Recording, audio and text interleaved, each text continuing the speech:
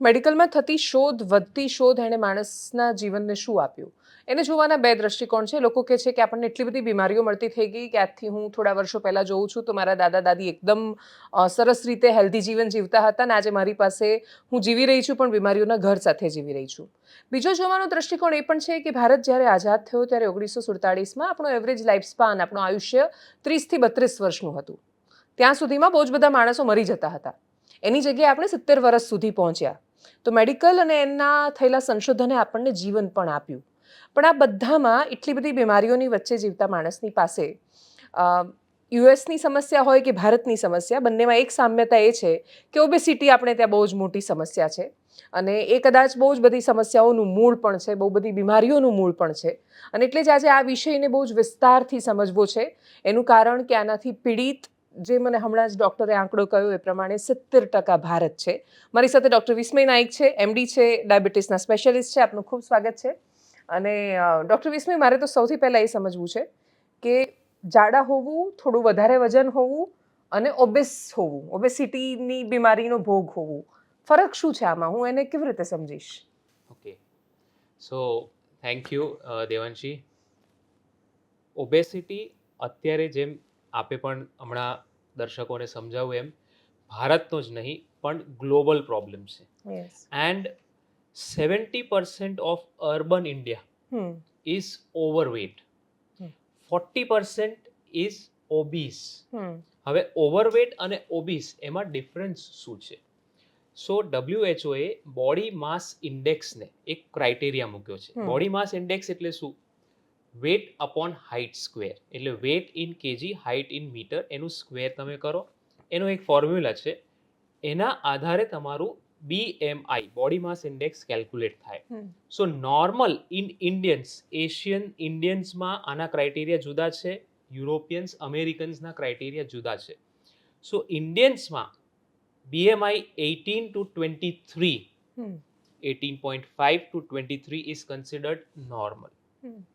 That is normal weight. 23 to 25 BMI is overweight, not obese. And above 25, 25 થી ઉપર એને obesity કહેવામાં આવે છે. આ BMI ના ક્રાઇટેરિયા થયા. અને કેમ ભારતમાં આના ક્રાઇટેરિયા ઓછા કરવામાં આવ્યા? અમેરિકન્સમાં આ ક્રાઇટેરિયા 27 ની ઉપર છે BMI. એ લોકોને ઓવરવેટ ત્યારે કહેવામાં આવે છે. ઇન્ડિયન્સમાં 25 ની ઉપર આપણને ઓવરવેટ કહેવાય છે. કેમ? Because we Indians are thin fat Indians. Now what is that thin fat? બહારથી આપણે પતલા દેખાઈએ છીએ પણ આપણામાં ફેટ માસ વધારે છે એઝ કમ્પેર ટુ મસલ માસ. એટલે જે ફેટ માસ અને લીન માસનો જે રેશિયો છે એ ઇન્ડિયન્સમાં ફેટ માસનો રેશિયો વધારે છે. Okay, so 18.5 to 23 is normal, 23 to 25 is overweight, 25 ની ઉપર is obesity, જેમાં 25 to 29 is obesity stage 1, 29 ની ઉપર stage 2. ઓકે. અને હું આને દર્શકોને એ પણ કહું કે તમે ખાલી BMI કેલ્ક્યુલેટર એવું લખશો ગૂગલમાં તો તમારે તમારું વજન ને તમારી હાઇટ એટલું નાખવાનું છે, એટલે પછી એક કાંટો ફરતો દેખાઈ જશે. એટલે યલોમાં હશો તમે તો ઓવરવેટ છો, રેડ બાજુ જઈ રહ્યા છો તો તમે ઓબેસ છો. પણ આ ઓબેસિટીની સમસ્યા આખી દુનિયામાં, અને એમાંય મોટા ભાગે જ્યાં અર્બનાઇઝેશન વધારે છે ત્યાં આ સમસ્યા વધારે છે. અને એટલે મારો પ્રશ્ન એ છે કે ગામડામાં રહેતા માણસો એ શું કામ આટલા ઓવરવેટ અને ઓબેસ નથી, અને શહેરમાં એવું શું થઈ રહ્યું છે કે જેને કારણે બધા બસ આમ જાડા જ થતા જાય છે? એટલે આજથી 10 વર્ષ પહેલા આ ડિફરન્સ જોવામાં આવતો હતો કે ગામડામાં અને શહેરમાં થોડું ફરક છે. પણ હમણાંની જે લાઈફસ્ટાઈલ છે, કેમ કે ગામડા પણ અર્બનાઇઝ થઈ રહ્યા છે, એટલે હમણાંની જે લાઈફસ્ટાઈલ છે એમાં ગામડાના લોકોમાં પણ મેદસ્વીતા, ઓબેસિટી વધી રહ્યું છે. કેમ ઓવરઓલ ઓબેસિટી વધી રહી છે? એના મલ્ટિપલ ફેક્ટર્સ છે. પણ એ પહેલાં હું એક વસ્તુ આમાં સમજાવવા માંગીશ કે આની સિરિયસનેસ તમારે એકવાર સમજવાની છે અને આની ડેફિનેશન શું છે. So obesity is adiposity based chronic disease. Okay, આ બીમારી છે, પહેલા આ સમજવાનું છે દર્શકોએ. અત્યાર સુધી આપણા બધાના, તમે તમારા સરાઉન્ડિંગ્સમાં બી જોશો ને, બાળક થોડો ચબી હોય તો એને શું કહેવામાં આવે છે? ઓવરવેટ કેવું હોય ને કે ક્યુટ હું છે. ક્યુટ છે, પહેલેથી જ હું થોડો હેલ્ધી છું, હા. એવા શબ્દોનો પ્રયોગ થઈ રહ્યો છે. હમ. કોઈ એને બીમારી તરીકે નથી ગણી રહ્યું. એટલે અત્યારે જે ડેફિનેશન છે ઓબેસિટીની એ છે કે એડિપોસિટી બેઝડ ક્રોનિક ડિઝીઝ. આ લાંબા ગાળાની પ્રોબ્લેમ છે. એક્યુટ નથી, આવ્યું અને 2 દિવસ 5 દિવસમાં જતું રહ્યું એવું હમ. નથી. અને it is access fat deposition hmm. Around the abdomen. એટલે વધારે પડતી ચરબી તમારા શરીરમાં જમા થવી, એ ચરબી તમારા શરીરમાં નુકસાન કરે, હમ. જેમ કે તમને ડાયાબિટીસના ચાન્સીસ વધે, હાર્ટ એટેક્સના ચાન્સીસ વધે, એ નુકસાન કરે, એને ઓબેસિટી કહેવામાં આવે છે.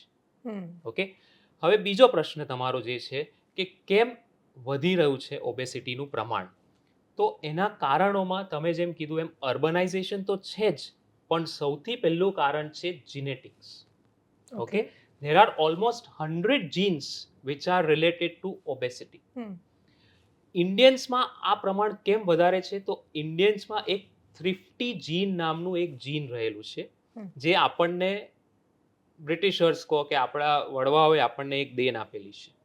કેવી રીતે? તો પહેલા, આજથી 200 વર્ષ પહેલા ઇન્ડિયામાં ફ્લડ્સ અને ફેમિન્સ એટલે દુષ્કાળનું પ્રમાણ બહુ જ હતું. એને ફાઇટ કરવા માટે બોડીએ એક જીન બનાવ્યું, એને થ્રિફ્ટી જીન કહેવામાં આવ્યું. એનું કામ શું છે કે જ્યારે બી ન્યુટ્રિશન મળે, જે ફ્લડ ફેમિન્સનો ટાઈમ નથી, એને ન્યુટ્રિશન મળી રહ્યું છે, તો બોડી સ્ટોર કરી દેશે. કેમ કે બોડીને ખ્યાલ છે આગળ જતા આનો મારે ઉપયોગ કરવાનો છે. એટલે એ જીન્સ તો છે જ, પણ હવે દુષ્કાળ કે એવું તો કંઈ છે નહીં. ઓન ધી કોન્ટ્રરી, આપણે હવે એક ઓબિસોજેનિક એન્વાયરમેન્ટમાં ઓર ફૂડ ઓવર સપ્લાય એન્વાયરમેન્ટમાં રહી રહ્યા હા, છે. એટલે બહુ ઓપ્શન્સ છે. બહુ જ બધા ઓપ્શન્સ છે આપણી પાસે. એટલે જે પણ તમે ખાઈ રહ્યા છો એ સ્ટોર થઈ રહ્યું છે because of that thrifty gene. So one is the genetic. Second is environmental factors. પહેલા તમે જેમ કીધું, આપણા વડવાઓ એટલીસ્ટ દિવસનું 7 થી 8 કિલોમીટર નોર્મલ કેસમાં ચાલી લેતા હતા. અત્યારે 3000 સ્ટેપ્સ એવરેજ બી ચાલવું હોય તો પણ ડોક્ટરે પ્રિસ્ક્રાઇબ કરવું પડે છે કે આટલું ચાલજો. પ્રિસ્ક્રાઇબ કરવું પડે છે. ધેટ ઇઝ સેકન્ડ થિંગ કે ફિઝિકલ એક્ટિવિટી આપણી ઓછી થઈ ગઈ છે. થર્ડ ઇઝ આપણું ફૂડ એન્વાયરમેન્ટ. પહેલા બ્રેકફાસ્ટ, લંચ અને ડિનર એટલે તમે સવારે નાસ્તો કરો, એમાં શું હોય?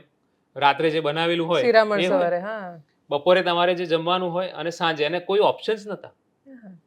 આજે તમે જુઓ, every weekend all the restaurants in Ahmedabad they are ફૂલ. બધા જ. પ્લસ તમે સાંજના સ્નેક્સ અંદર આવી ગયા. 4 થી 5 વાગ્યાના સ્નેક્સ આવી ગયા, જેમાં ચા. દિવસની આપણે લોકો અત્યારે ક્યાં ખેતી કરવા જઈ રહ્યા છીએ? એવું કોઈ લેબોરિયસ વર્ક જ નથી આપણું, મજૂરી વાળું વર્ક નથી કે આપણને 4 વાગે ચાની જરૂર પડે. અને છતાંય આપણું કેલરી ઇન્ટેક વધી રહ્યું છે. બીજું, જે ફૂડ આપણે લઈ રહ્યા છીએ એ કેલરી ડેન્સ ફૂડ છે અને ન્યુટ્રિયન્ટ લેસ ફૂડ છે, જેમાં ન્યુટ્રિશન નથી. ચામાં કયું ન્યુટ્રિશન મળે? કશું નહીં, કદાચ દૂધ કંઈક આપતું હોય તો ખબર નહીં મને. બાકી તમે બીજા બધા બી ફૂડ લઈ લો, જે પ્રોસેસ્ડ ફૂડ છે, જે પેકેજ્ડ ફૂડ્સ છે. હું ઇવન એની સાથે ખારી પણ ખાઈ રહી છું, કે ઇવન વેફર્સ ખાઈ રહી છું, તેમાંથી કશું નથી મળતું. Biscuits, these are all calorie dense food અને ન્યુટ્રિશન ડેફિશિયન્ટ ફૂડ. એટલે આ ઓવર કેલરી આપણે અંદર જઈ રહ્યું છે because of the food environment. આપણે કેલરી બર્ન ઓછી કરી રહ્યા છીએ. જીનેટિકલી વી આર એવું છે કે ભાઈ તમે જેટલું ખાશો એ બધું સ્ટોર થવાનું છે. એની સાથે અત્યારે બહુ જ એક ઇમ્પોર્ટન્ટ ફેક્ટર યંગસ્ટર્સમાં છે, એ છે સાયકોલોજીકલ ઇમોશનલ સ્ટ્રેસ. યંગસ્ટર્સ જ્યારે પણ એ લોકો બહાર ભણવા માટે જતા હોય, exam related stress, relationship related stress હોય, એ બધા સ્ટ્રેસના કારણે એમનું ફૂડ, સ્ટ્રેસ ઇટિંગ બહુ, જેને ઇમોશનલ ઈટિંગ કહેવામાં આવે છે, એ ફૂડ એમનો એક એવો સહારો બની જાય છે કે જેનાથી એમને ડોપામિન રિસેપ્ટર્સ એક્ટિવેટ થાય છે અને એમને સારું લાગે છે. પ્લસ આપણા ટાઈમિંગ્સ ચેન્જ થઈ ગયા છે. ફૂડના ટાઈમિંગ્સ જે રાત્રે 8 વાગ્યા પહેલા જમી લેવાનું હોય, આજે આપણે 11-12 વાગે તો ઝોમેટો, સ્વિગીમાંથી મંગાવતા હોઈએ છીએ જમવાનું. ઓકે, સો આ બધા જ કારણો છે. પ્લસ સોશિયો કલ્ચરલ પણ એક રીઝન છે. કોઈના પણ ઘરે કોઈ બી ફંક્શન્સમાં આપણે જતા હોઈએ, આપણે સોશિયલાઇઝ કરતા હોઈએ, તો ચા તો પીએ જ, નાસ્તો તો કરીએ જ, એ ફૂડની આજુબાજુ જ હોય. And that food is processed food. એટલે આ બધા જ ફેક્ટર્સ છે જેનાથી ઓબેસિટીનું પ્રમાણ વધી રહ્યું છે. પણ અમુક લોકો જેમ કે હું એવા જોઉં છું કે એમના માટે એવું કહેવાય કે આ ગમે તેટલું ખાય આને આ જાડું જ નથી થતું, અને અમુક લોકો એવા હોય કે કહે છે કે હું શ્વાસ લઉં છું તોય ફૂલી જાઉં છું. તો એ so that is where I told you કે એટલા માટે જ મેં તમને કીધું કે આ જીનેટિક પણ એક ફેક્ટર છે. અચ્છા, એટલે કોઈ નેચરલી જેવું હોય કે હા, એનાથી નેચરલી પણ એને જેનેટિકલી એવું એના જીન્સ એવા છે કે એ બહુ જ સ્ટોર નહીં કરે. બીજું એવું પણ જોવામાં આવ્યું છે ઘણા લોકોને 2 કલાક થશે ને ફરીથી ભૂખ લાગશે, 3 કલાક થશે ફરીથી પાછી ભૂખ લાગશે. હા. એ લોકોના કેસમાં ગેસ્ટ્રિક એમ્પ્ટિંગ વધારે છે, એટલે જે જમે છે એ ફૂડ બહુ જલ્દી ખાલી થઈ જાય છે પેટમાંથી, એટલે એમને ભૂખ લાગે છે. બીજા એવા છે કે જે લોકો એક સાથે જ બધું જમી લેશે, પછી એમને બ્રેક લેશે, પછી નહીં પછી જમે. 6-7 કલાક સુધી ભૂખ નહીં લાગે, ફરીથી જમશે ત્યારે એક સાથે બધું જમી લેશે. બંને કેસમાં જો તમારું કેલરી ઇન્ટેક વધારે હશે તો તમારું ઓબેસિટી પણ વધશે. આમાં મને 2-3 પ્રશ્નો છે. એટલે જેમ કે હું એવા બહુ જ બધા લોકોને જાણું છું ને બધાની કંઈક અલગ જ થેરપી હોય છે આમ આ પર્ટિક્યુલરલી ઓબેસિટીને ટ્રીટ કરવા માટે, અને એ લોકોની ડાયટ સિસ્ટમ પણ બહુ જ અલગ હોય છે. એટલે હું એક એવા માણસને જાણું છું જે એવું કહેતા કે આપણે એમને કોઈએ એ કહ્યું ને એમણે ફોલો કર્યું ને એને એમનો ફાયદો થયો કે તમે જ્યારે જમી રહ્યા છો તો જેમ કે સવારે બ્રેકફાસ્ટ કર્યો, તમે જમ્યા પછી એના કલાકો સુધી બ્રેક લેવાનો, કશું જ નહીં જમવાનું. એના પછી બીજી એકવાર તમે સાંજે જે જમ્યા એ પણ ટૂંકમાં જે પેલું સતત થોડું થોડું ખાવાનું છે અને બાકી જેને ડાયાબિટીસ હોય તો ડૉક્ટર એવું કહે છે કે એકસાથે બહુ નહીં જમવાનું, હા, તમે થોડું થોડું ખાતા રહો. તો કરવાનું શું? એટલે તમે જે પહેલા વાત કરી એને ઇન્ટરમિટન્ટ ફાસ્ટિંગ કહે છે. હા, યસ. સો ઇન્ટરમિટન્ટ ફાસ્ટિંગ કોઈ પણ ડાયટ, ફરીથી કોઈ પણ ડાયટ જેમાં કેલરી ઇન્ટેક ઓછી થશે એનાથી તમારું વજન ઓછું થશે જ. તમે ભલે 2 ટાઈમ જમતા હો પણ તમારી એક ટાઈમ અને બીજા ટાઈમની કેલરીઝ તમે 3 ટાઈમ જમો એ જેટલી જ હશે તો તમારું વજન ઘટશે નહીં. ઓકે, એટલે માપનું જમો ને એકવાર જ જમો, એટલે ટૂંકમાં થોડા ભૂખ્યા રહો. યસ. કેલરી ઇન્ટેક ઓછી થશે, તમારી બેઝલ મેટાબોલિક રેટ જે છે બોડીને, ઓકે, એ કેલરી ઇન્ટેક કેવી રીતે કેલ્ક્યુલેટ થાય એ પણ હું તમને સમજાવી દઉં, જેને ટોટલ એનર્જી એક્સપેન્ડિચર કહેવાય. સો તમારા શરીરને તમે કંઈ પણ કામ ના કરો તો heart, kidney, lungs, liver, brain એને કામ કરવા માટે કોઈક એનર્જીની જરૂર પડે. That is known as basal metabolic rate.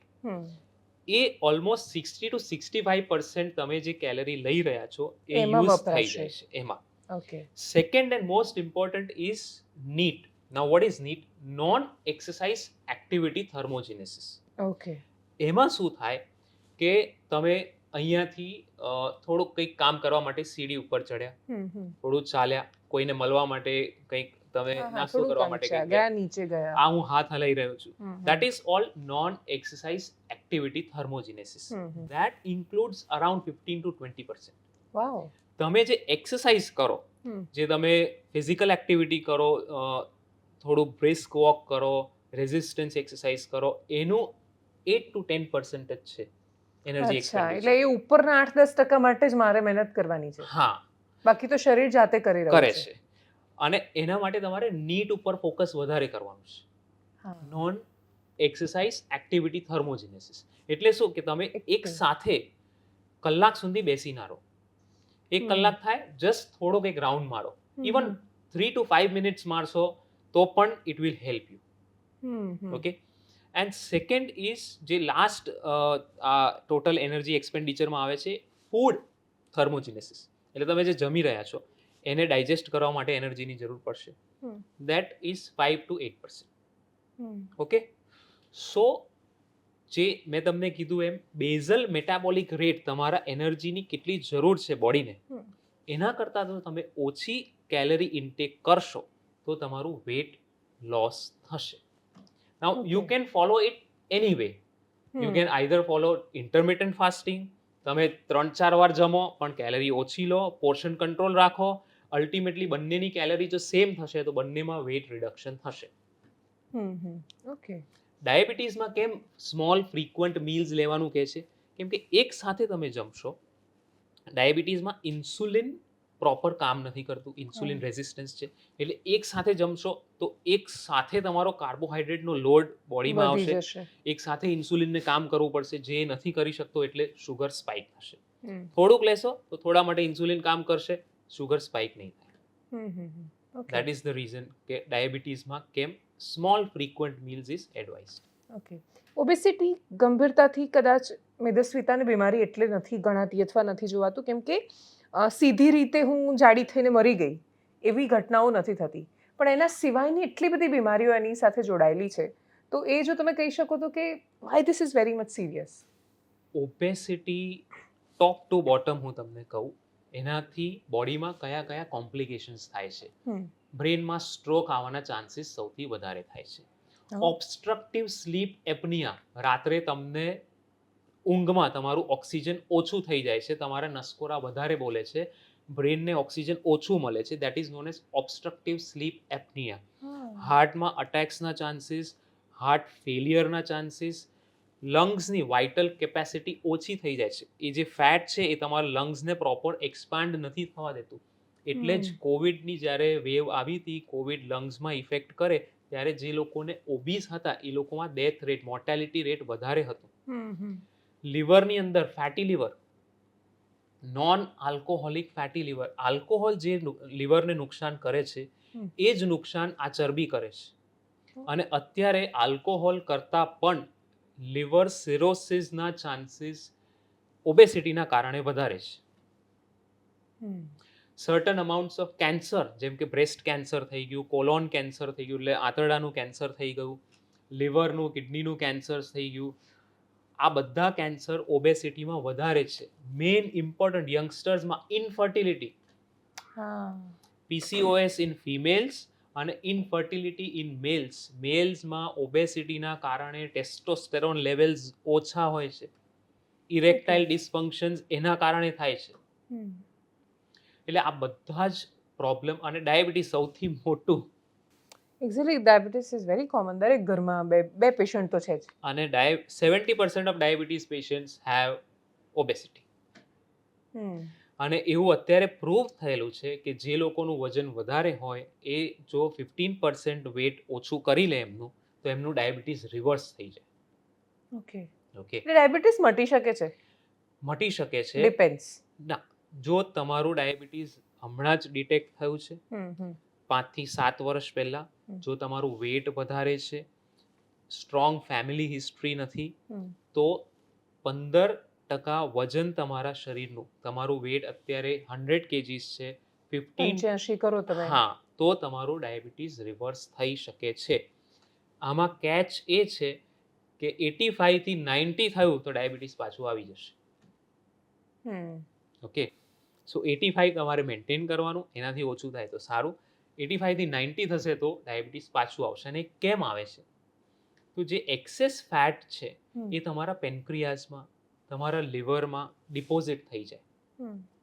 એ જે કોષ છે એની અંદર ડિપોઝિટ થઈ જાય. એ કોષનું ફંક્શન ડિસરેગ્યુલેટ કરી દે. એટલે ઇન્સ્યુલિનનું જે કામ છે શુગરને બ્લડની અંદરથી પકડીને કોષમાં નાખવાનું, એ નથી નાખી શકતું, કેમ કે કોષ ઓલરેડી ભરાયેલો છે. ઓકે, સો એને ઇન્સ્યુલિન રેઝિસ્ટન્સ કહેવાય. એટલે એક્સેસ ફેટ થશે તો ઇન્સ્યુલિન રેઝિસ્ટન્સ વધશે, ડાયાબિટીસ પાછું આવી જશે. એટલે આપણને મોટાભાગે જે લોકો બીમારીઓ આપે છે એ લોકો આપણને સંશોધન કરીને એની દવા પણ આપતા હોય છે. એટલે ઓબેસિટીની પણ જો કોઈ દવા, કોઈ ટ્રીટમેન્ટ, પર્ટિક્યુલરલી ઇન્જેક્શન્સ વિશે મારે સમજવું છે કે જો આટલી બધી સમસ્યાઓ કે બીમારીઓનું મૂળ ઓબેસિટી છે, તો હું એ બીમારીઓની સામે લડવા જાઉં અને જ્યારે જરૂર પડે ત્યારે તો લડીએ, પણ એના કરતાં જો એને મૂળ સામે લડું, એટલે કે મેદસ્વીતા સામે લડું, તો એનાથી કેટલો બધો ફાયદો થઈ શકે. તો એની કોઈ ટ્રીટમેન્ટ આપણી પાસે ઉપલબ્ધ છે? એ શું છે, કેવી રીતે થાય છે? ઓકે, સો પહેલા તો ઓબેસિટી એ મેં જેમ એના કારણો કીધા, આ બધા કારણોથી બોડીમાં શું ઇફેક્ટ થાય છે? એક ન્યુરો હોર્મોનલ ડિસરેગ્યુલેશન, ડિસ્ટર્બન્સ થાય છે ન્યુરોન્સ અને હોર્મોન્સનું. ઓકે, હવે સમજો મેં આજે ફૂડ લીધું, લંચ લીધું, 2 રોટલી લીધી, શાક, દાળ, ભાત, આટલું મેં લીધું, તો મારી બોડી એક હોર્મોન સિક્રેટ કરે છે, GLP-1, ગ્લુકેગોન લાઇક પેપ્ટાઇડ 1. એ હોર્મોન બ્રેન ઉપર કામ કરશે અને બ્રેનને કહેશે કે ભાઈ હવે આઈ એમ ફૂલ, બીજું કંઈ ખાવાનું નથી. હમ આને હોમિયોસ્ટેટિક હંગર કહેવાય. હોમિયોસ્ટેટિક હંગર એટલે શું? કે મારી બોડીમાં એનર્જીની રિક્વાયરમેન્ટ થઈ, મને ભૂખ લાગી, મેં ખાધું, મારી ભૂખ સંતોષાઈ ગઈ, આઈ એમ ડન. એને હોમિયોસ્ટેટિક હંગર કહેવાય. હવે બીજું આવે છે હેડોનિક હંગર. હેડોનિક હંગર શું છે? અત્યારે મેં બધું જ જમી લીધું, મારું પ્રોપર ફૂલ થઈ ગયું છે, છતાંય જો મારી સામે તમે અત્યારે આઈસ્ક્રીમનો બાઉલ મૂકશો તો મારા પ્લેઝર સેન્ટર્સ એક્ટિવ થઈ જશે, મન લલચાશે. મન લલચાશે, અને એ ડોપામિન મારા બોડીમાંથી સિક્રેટ થશે ને એ મને કહેશે કે આ ખાઈ લી. મારે ભૂખ નથી, છતાંય હું કેલરી લઉં છું. That is hedonic hunger. અત્યારે આપણું જે ઇટિંગ છે is more for pleasure rather than for nutrition. આપણે પ્લેઝર માટે જમી રહ્યા છે, અને એને one of the reason is emotional eating પણ એને કહેવાય છે. ઓકે, સો આ ન્યુરો હોર્મોનલ બેલેન્સ કરવા માટે અત્યારે ઇન્જેક્શન્સ આવ્યા છે. ઓકે. અને તમે પણ નામ સાંભળ્યા હશે, દર્શકોએ પણ ઘણા નામ સાંભળ્યા હશે. ઓઝેમ્પિક છે, મુંજારો છે, એને આ બધા બ્રાન્ડ નેમ છે. પણ સેમાગ્લુટાઇડ એનું જે મોલિક્યુલનું નેમ છે, અને ટિર્ઝેપેટાઇડ એ મુંજારાનો મોલિક્યુલનું નેમ છે. આનું કામ શું છે? કે જે GLP-1 જે આપણું સટાઇટી હોર્મોન છે, જે બ્રેનને સ્ટિમ્યુલેટ કરે છે કે તમે જમી લીધું છે, તમે ફૂલ છો, એ GLP-1 રિસેપ્ટર ઉપર આ ઇન્જેક્શન કામ કરે છે. ઓકે. એટલે તમે ભલે જમ્યા નહીં હો પણ તમને પેટ ભરેલું લાગશે. તમારી બોડી ફૂડ ડિમાન્ડ નહીં કરે. અચ્છા, ભૂખ જ નહીં લાગે. ભૂખ જ નહીં લાગે, એક્ઝેક્ટલી. પ્લસ તમે રોજની સમજો 3 રોટલી જમતા હશો, ઇન્જેક્શન સાથે તમારો ખોરાક 50% થઈ જશે, એટલે એક રોટલીથી તમારું પેટ ભરાઈ જશે. બીજું, ક્રેવિંગ્સ ઓછા થઈ જશે. તમે મારી સામે મારી ભાવતી વસ્તુ મૂકશો, મેં ઇન્જેક્શન લીધેલું હશે તો પણ એ હું ખાઈ નહીં શકું, અથવા તો થોડું ટેસ્ટ કરીને આઈ am done. Third, gastric એમ્પટિંગ slow કરી દેશે. એટલે શું?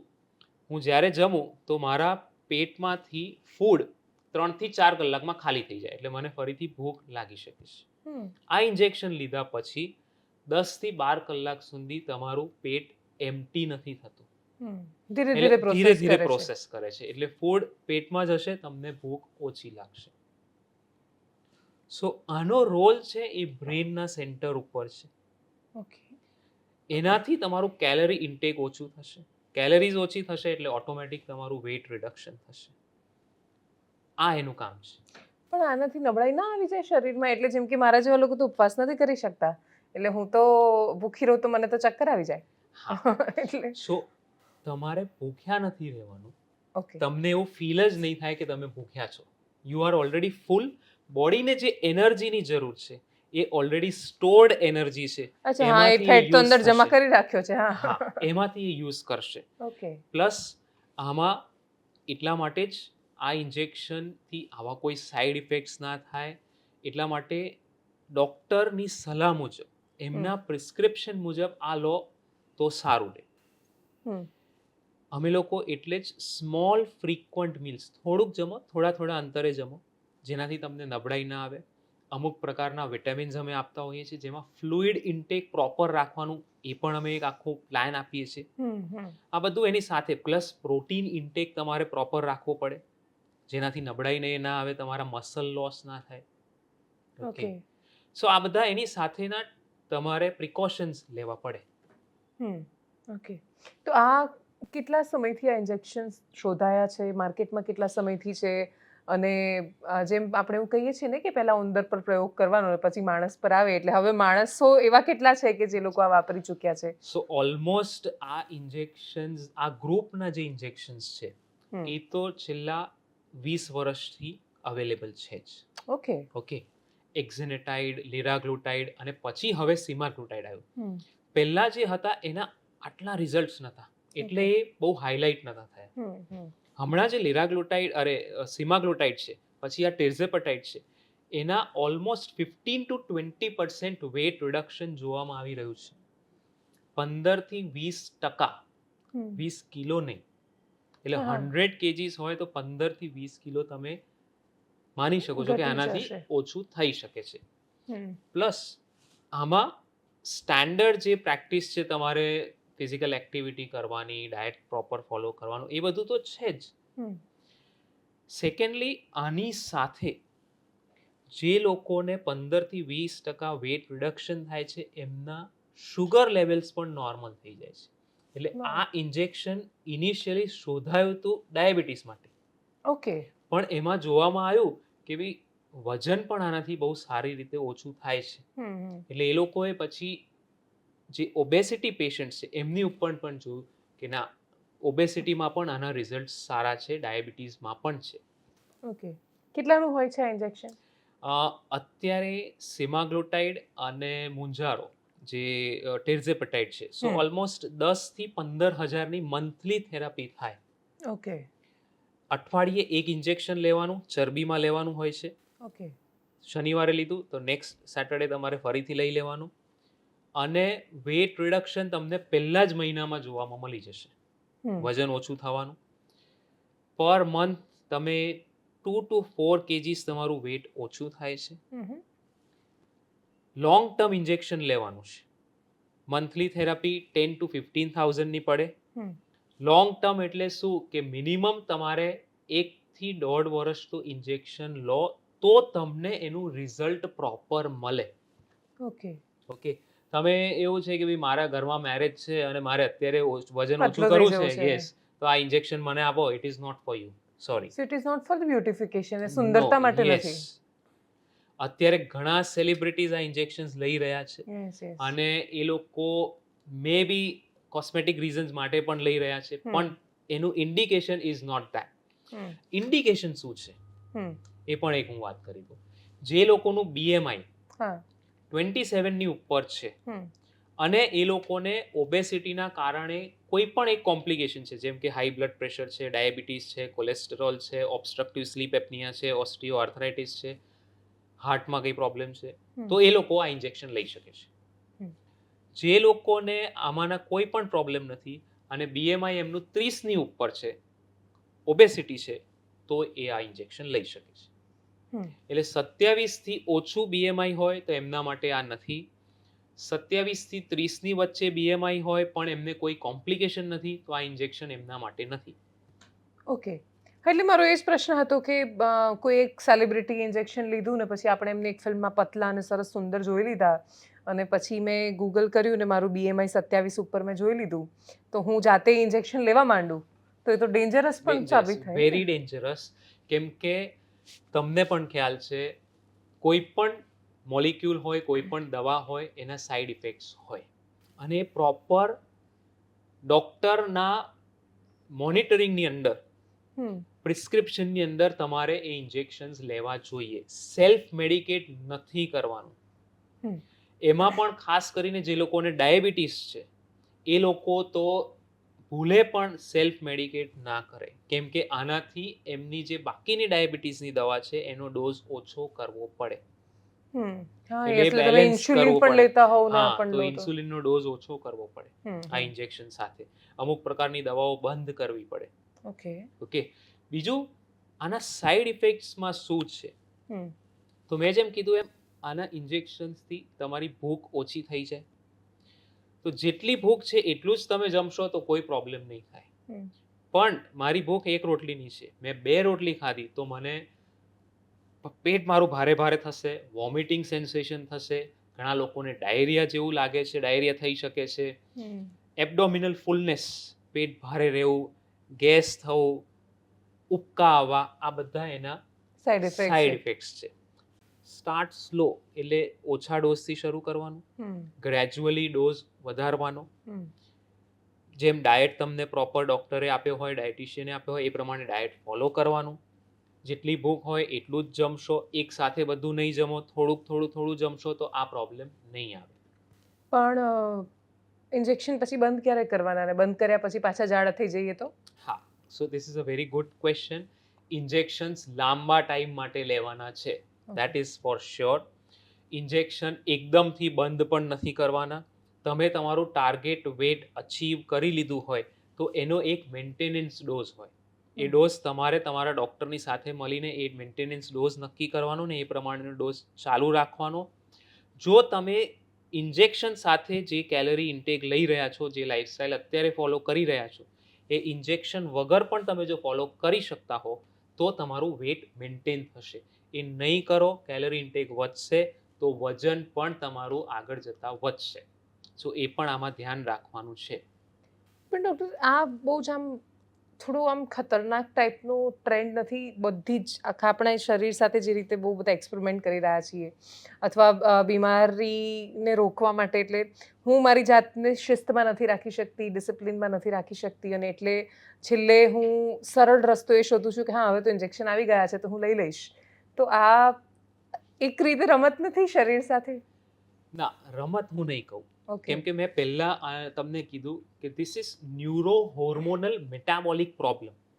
તમે તમારું જે લાઈફસ્ટાઈલ છે, જેના કારણે બહુ તમે પ્રોસેસ્ડ ફૂડ લીધું, તમે રાત્રે 11-12 વાગ્યા સુધી પણ તમે જમતા હતા, તમારી સ્લીપ પેટર્ન નોર્મલ નથી, આ બધાના કારણે બોડીમાં ન્યુરો હોર્મોનલ પ્રોબ્લેમ શરૂ થઈ ગયા છે.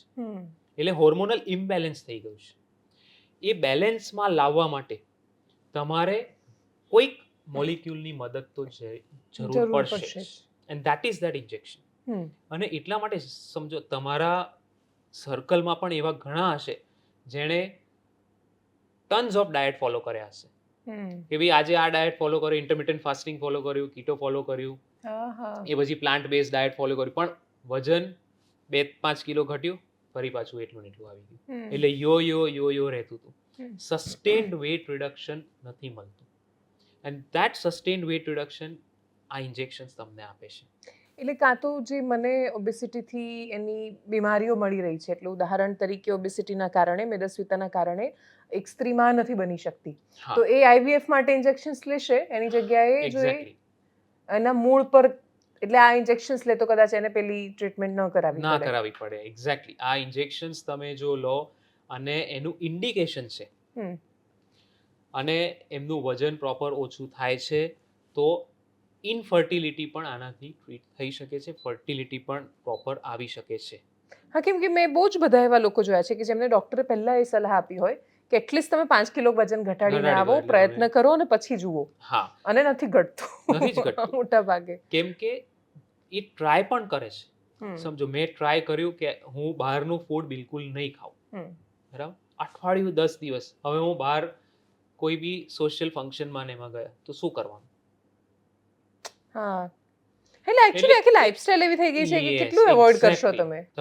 તમે અત્યારે ઓબિસોજેનિક એન્વાયરમેન્ટમાં છો, એટલે ક્યાં સુધી તમે એ કંટ્રોલ કરી શકશો? એની સામે તમે ઇન્જેક્શન લીધું હશે, તમે બહાર પણ ગયા છો, તમારાથી જમાશે જ નહીં. થોડુંક જ જમશો, તમારું પેટ ફૂલ થઈ જશે, એન્ડ યુ ડોન્ટ ફીલ કે ભાઈ મારે કંઈ ખાવું છે. એટલે એટલા માટે જ અત્યારે જે રિસન્ટ ડેટા છે, this is the number 1 selling drug in India. Okay, આટલું મોંઘું છે તો પણ વેલ્યુ વાઇઝ અત્યારે નંબર 1 સેલિંગ છે. Okay. The reason is this only. બધાએ ઘણા બધા ટ્રાય કર્યા, પણ અત્યાર સુધી કોઈ ઓપ્શન નહોતો. 2 જ ઓપ્શન હતા, ક્યાં તો તમે ડાયટ એક્સરસાઇઝ ફોલો કરો, ક્યાં તો પછી બેરિયાટ્રિક સર્જરી કરાવો. એ બહુ જ વચ્ચે હ્યુજ ગેપ હતો. વચ્ચે હવે આ ઇન્જેક્શન્સ આવ્યા છે, people have started taking, people have seen good results. હા, કેમ કે ઇવન બેરિયાટ્રિક સર્જરી એની પણ સાઇડ ઇફેક્ટ્સ છે જ, કોઈ બી અને ultimately it is a surgery. હા. ઓકે. એટલે આનાથી રિઝલ્ટ્સ પણ સારા છે. જે લોકોના ડાયાબિટીસ કંટ્રોલમાં નહોતા, એ લોકોના શુગર લેવલ્સ કંટ્રોલમાં આવ્યા છે, વજન ઓછું થાય છે. વજન ઓછું થવાના કારણે એમનું બ્લડ પ્રેશર થોડુંક નોર્મલ રહે છે, હાર્ટના પ્રોબ્લેમ્સ ઓછા થાય છે, ઓસ્ટિયો આર્થરાઇટિસ, ઢીંચણના જે દુખાવા ને એ બધું ઓછું થાય છે, કમરના પ્રોબ્લેમ્સ ઓછા છે, ફેટી લીવર એ ઓછું થઈ રહ્યું છે. ઇવન પણ એક સમય હતો કે ડાયાબિટીસ માટે એવું કહેવાતું કે ભાઈ આ તો આ બધી તો અમીરોની બીમારીઓ છે. હવે એવું નથી, it is not like that, બધાની પાસે છે. તો આ તો ટ્રીટમેન્ટ બહુ જ મોંઘી છે, તો મતલબ આ ટ્રીટમેન્ટ તો અમીરોની છે ખાલી અત્યારે, તો હાલ એવી સ્થિતિ છે. સો સિમાગ્લુટાઇડનું પેટન્ટ માર્ચમાં ઓફ થશે, એટલે પેટન્ટ પૂરું થાય છે. અને ઘણી બધી ઇન્ડિયન કંપનીઝ પણ આ જ સેમ ઇન્જેક્શન લઈને આવશે, જ્યારે એનો ભાવ ઓલમોસ્ટ 50% થઈ જશે, ઓલમોસ્ટ 50%. સો આ દવા પછી બધે જ એક્સેસિબલ બી થશે, અફોર્ડેબલ બી થશે. ઓકે. અત્યારે એક્સેસિબલ છે પણ અફોર્ડેબલ નથી. હવે એક્સેસિબલ બી થશે અને અફોર્ડેબલ બી થશે. ઓકે. અને હવે લોકોની અંદર આ વિષયની અવેરનેસ છે અને એ લોકો પૂછી રહ્યા છે. તમને પેશન્ટ્સ મળતા હશે તો એ શું કહી રહ્યા છે? અમને પેશન્ટ્સ પહેલાં તો સામેથી પૂછે છે કે આ ઇન્જેક્શન વિશે અમને થોડુંક નોલેજ આપો. ઓકે. કેમ કે એટલી અવેરનેસ તો છે જ, ઘણા બધા સેલિબ્રિટીઝે લીધું હોય એટલે એમને પણ ખ્યાલ આવી ગયો છે. પ્લસ એ લોકો એમ પૂછે કે અમે આ ઇન્જેક્શન્સ લઈ શકીએ કે નહીં. થર્ડ, જે લોકોને નથી આનું ખ્યાલ, તો હવે અમે પણ સામેથી એ લોકોને આ ઇન્જેક્શન્સના ઓપ્શન્સ આપી રહ્યા છીએ. ઓકે. ઓકે, કે ભાઈ આવું એક ઇન્જેક્શન છે, you can think over this. આપણે એક ડિસ્કશન કરી શકીએ છીએ. પહેલાં કેવું હતું કે ઓબેસિટીનું કોઈ ડિસ્કશન કરવા માટે રેડી હતું જ નહીં. સ્વીકારવા પણ રેડી નહોતું કે ભાઈ હું ઓબીસ છું. હવે એ સ્વીકારે પણ છે, ટ્રીટમેન્ટ ઓપ્શન્સ પણ છે, એ ટ્રીટમેન્ટ ઓપ્શન્સ લેવા પણ તૈયાર થાય છે. ઓકે. હા, કેમ કે જ્યારે પેલું આપણે ગુજરાતીમાં એવું કહે છે ને કે પગમાં પડે ત્યારે બધાને આવીને પડે ત્યારે સમજાય કે હવે આને આ ચર્ચા કર્યા સિવાય છૂટકો નથી. Yes. આ even apart from this injection, મારો એક પ્રશ્ન છે કે એક બીજો ટ્રેન્ડ કે જે હું બહુ લાંબા સમયથી ઓબ્ઝર્વ કરી રહી છું ને એ છે તમે એકદમ ઝીરો શુગર પર જતા રહો. તો શું તમે બિલકુલ, એટલે હું ચામાં પણ ખાંડ નથી લેતી કે ક્યાંય પણ શુગર નથી લઈ રહી, તો એનાથી કોઈ ફરક પડશે મારા શરીર પર? ઓકે, સો નેચરલ શુગર્સ તો તમે લેવાના જ છો. હા, એ તો તમે ફૂડ ફ્રૂટ્સ સાથે. ને હા, હા. આ જે શુગર્સ છે એ જેને અત્યારે પ્રોસેસ્ડ શુગર્સ તમે જે કહો છો, એ બ્રેનને એનર્જી સોર્સ ઇઝ ગ્લુકોઝ. 4 વાગે 5 વાગે ચા કેમ જોઈએ છે? એમને ખાંડની જરૂર છે એમાં. તમે ફીકી ચા આપશો ને તો નહીં પીવાય. અંદર શુગરનું જે ફ્લશ થાય છે એ એમના બ્રેનને સ્ટિમ્યુલેટ કરે છે ને એક્ટિવેટ કરે છે. ઓકે, સો નેચરલ શુગર્સ તમે લેશો તો કોઈ જ પ્રોબ્લેમ નથી. આપણા બોડીની અંદર બ્લડમાં 5 જે એક સ્પૂન શુગર આવે ને એટલા જ શુગરની જરૂર છે. 5 ગ્રામ શુગર્સ. ઓકે. That's it. બાકી બધું જો તમે એનર્જી એને યુટિલાઇઝ નહીં કરો તો બધું સ્ટોર થશે. ઓકે. ઓકે, અને એટલા માટે જ જો તમે ઝીરો શુગર ઉપર જવા માંગતા હો, નેચરલ શુગર લેતા હો, તો દેર ઇઝ નો ઇશ્યુ. કોઈ પ્રોબ્લેમ નથી થવાનો, પણ નેચરલ શુગર લેવું પડે.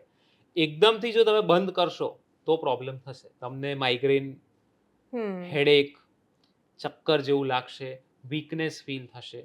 એટલે આ બધું એકદમથી બંધ નથી કરવાનું. You can go slow. ધીરે ધીરે એને ઓછી કરી ધીરે શકો. ધીરે તમે ઓછું કરી શકો. અને એવું હોય કે હું ખાંડ નથી ખાઈ રહી પણ ગોળ ખાઈ રહી છું તો ચાલે?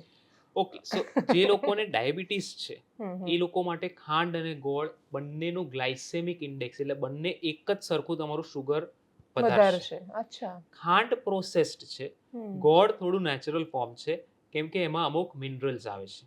That's it. બાકી અલ્ટિમેટલી બંનેનું શુગર જે ગ્લાયસેમિક ઇન્ડેક્સ છે તમારા શરીરમાં જઈને એ જે શુગર સ્પાઇક કરશે બંનેનું સેમ કરશે. ઓકે. છેલ્લો પ્રશ્ન મારો કે ઓબેસિટીને સમજ્યા, એની ટ્રીટમેન્ટને સમજ્યા, એ પણ સમજાયું કે જેટલા અવેલેબલ ઓપ્શન છે એમાંથી કદાચ આ ઇન્જેક્શન જ આપણી પાસે અત્યારે તો બેસ્ટ ઓપ્શન છે એની સામે લડવાનો. પણ જે વાતાવરણમાં જે લોકો જે થઈ ગયા, પણ એના સિવાય જો હું એવું ઈચ્છું છું કે મારું બાળક છે એ આ વાતાવરણમાં રહેવા છતાંય આ બીમારીઓનો ભોગ જ ન બને, તો એના પ્રિવેન્શન માટે હું શું કરી શકું, શું ધ્યાન રાખી શકું? ઓકે, સો પ્રિવેન્શન માટે હું ટોપથી શરૂ કરીશ. એક તો નેશનલ લેવલ ઉપર એની પોલિસી બનાવવી પડશે, અને એટલા માટે જ ઇન્ડિયાના પ્રાઇમ મિનિસ્ટર શ્રી નરેન્દ્ર મોદીજીએ પણ આ વખતે રેડ ફોર્ટ ઉપરથી ઓબેસિટીની વાત કરી અને કીધું ઇન્ડિયન્સને સામે કે તમે લોકો ઓઇલ ઇન્ટેક ઓછો કરો. આપણા ફૂડ ડાયટમાં ઓઇલનું પ્રમાણ બહુ જ વધારે છે. સો નાવ નેશનલ લેવલ ઉપર આની એક જેને ગંભીરતા કહેવાય એ લોકોને ખ્યાલ આવી ગયું છે. એટલે એક પોલિસી એવી બને કે જે પણ કંઈ તમે ફૂડ છે, જે પણ પ્રોસેસ્ડ ફૂડ્સ છે, એનું એજ્યુકેશન બાળકોમાં નાનપણથી મળે કે આમાં પામ ઓઇલ છે, અમારે નથી ખાવાનું, એ ખબર હોય. લેબલનું જે રીડિંગ કરવાનું છે, એમાં શુગર્સ કેટલું છે, કાર્બોહાઈડ્રેટનું પ્રમાણ કેટલું છે, એ લેબલ રીડિંગની થોડુંક એજ્યુકેશન બેઝિક મળે. નેચરલ તમે જે પણ ઘરનું ખાવાનું છે એની ઉપર ફોકસ આપણે વધારે કરીએ રાધર દેન પ્રોસેસ્ડ ફૂડ. આજે આપણા બાળકો સામે ચાલીને સમજો ક્યારે પણ ફ્રૂટ્સ વેજીટેબલ્સ નહીં માંગે. એ લોકો પેકેજ્ડ ફૂડ બહુ જ ઇઝીલી માંગશે. એટલે આપણા ઘરમાં પણ એવું એક વાતાવરણ એઝ અ પેરેન્ટ્સ આપણે ક્રિએટ કરવાનું છે કે ભાઈ પ્રોસેસ્ડ ફૂડ ઘરમાં જ ના હોય તો એ ક્યાંથી લેવાનું છે. એટલે એક પ્રોસેસ્ડ ફૂડ ઓછું કરવાનું છે. Third most important is timing. સ્નેક્સનો કન્સેપ્ટ ઇન્ડિયામાં હતો જ નહીં. ઓકે, એ તમે સવારે નાસ્તો કરો, બપોરે પ્રોપર જમો, રાત્રે જમો, એ બી 8 વાગ્યા પહેલાં 9 વાગ્યા પહેલાં જમી લો. સ્નેક્સની જરૂર જ નથી. ઓકે, સો એ કમ્પ્લીટલી બંધ કરો. Fourth very important, proper sleep. આજે યંગસ્ટર્સમાં ઊંઘનું પ્રમાણ, because they are always phone ઉપર હોય છે, 12-1 વાગ્યા પછી જ એ લોકોનું સુવાનો ટાઈમ હોય. એટલે અને જો 12 વાગ્યા પછી તમે જાગશો અથવા તો કંઈક કામ કરતા હશો, તમને ભૂખ 100% લાગશે. એ વખતે ક્યાં તો તમે સ્વિગી ઝોમેટો કરશો અથવા તો રેફ્રિજરેટરમાં જે હશે ક્યાં તો પ્રોસેસ્ડ ફૂડ જે હશે એ તમે લેશો. એટલે અગેન ફરીથી તમારું હાઈ કેલરી ઇન્ટેક જશે, ઓબેસિટી વધશે. Plus exercise. જે મેં નીટની વાત કરી, નોન એક્સરસાઇઝ એક્ટિવિટી થર્મોજીનેસિસ. 1 કલાકથી ઉપર તમે બેસી જ રહ્યા છો તો થોડું ચાલવાનું રાખો. 30 to 60 minutes of proper exercise, જેમાં બ્રિસ્ક વોકિંગ આવી ગયું અથવા તો એરોબિક્સ, તમે જોગિંગ, સ્વિમિંગ, સાયકલિંગ જે કરતા હોય એ. અઠવાડિયામાં 2 દિવસ મસલ બિલ્ડઅપ એક્સરસાઇઝ ઇન્ડિયન્સ માટે બહુ જ જરૂરી છે. મસલ બિલ્ડઅપ અઠવાડિયામાં 2 દિવસ. જે લોકો આ મેટાબોલિક ડિઝીઝથી જો આપણે ફાઇટ કરવું હશે તો મસલ આપણા પ્રોપર બિલ્ડઅપ હોવા જોઈએ. અને that is for female also, કેમ Females કે also, આપણે તો yes, એવું છે yes, કે yes. મસલ બિલ્ડઅપ એક્સરસાઇઝ ખાલી છોકરાઓ જ ના, કરે. ના, ના, એવું નથી. એટલે મસલ બિલ્ડઅપ સ્ટ્રેન્થ ટ્રેનિંગ, જેમાં તમે રેઝિસ્ટન્ટ બેન્ડથી તમે કરી શકો છો, પુશઅપ્સ, પુલઅપ્સ, સ્ક્વોટ્સ, ડમ્બેલ્સથી.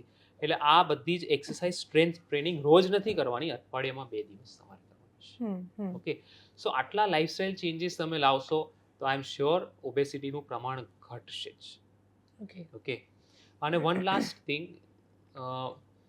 આ ઇન્જેક્શન્સ કોના માટે નથી? તો જે લોકો પ્રેગ્નન્ટ છે, જે લોકો બ્રેસ્ટ ફીડિંગ ચાલુ છે, એ લોકો માટે નથી. જેને પેન્ક્રિયાટાઇટિસ થઈ ગયેલો છે પહેલા, એમને પણ નથી. થાઇરોઇડ કેન્સર્સ કે બીજા કોઈ કેન્સર્સના ઇશ્યુઝ છે તો એ લોકો માટે પણ આ ઇન્જેક્શન્સ નથી. એટલે આટલા એના કોન્ટ્રા ઇન્ડિકેશન્સ છે. ઇન શોર્ટ, ડોક્ટરની સલાહ વગર ઇન્જેક્શન છે જ નહીં. એટલે જાતે જો લેવાનો તમારે તો નથી જ લેવાના. તમારા ડોક્ટર સાથે એકવાર કન્સલ્ટ કરો. તમે આના ઇન્ડિકેશનમાં છો કે નહીં, ડોક્ટર સાથે ચર્ચા કરીને પછી you can start this injections. Actually let doctor decide. ભણ્યા છે આટલું બધું તો એમને ખબર છે, તો આપણે જાતે 1-2 સર્ચથી જે નક્કી કરતા થઈ ગયા છે, કેમ કે આ બહુ જ મોટું ઇશ્યુ છે. એટલે અવેરનેસ આવી રહી છે કે પછી ઓવર અવેર કે ઓવર કોન્ફિડન્સ આપણે થઈ રહ્યા છીએ, એના પર થોડો પ્રશ્ન છે. પણ અપેક્ષા રાખીએ કે આ ચર્ચામાંથી બહુ જ બધી સાચા અર્થમાં જાગૃતિ તમારા સુધી પહોંચી શકી હશે. Thank you so much doctor Vismay for joining us. Thank you.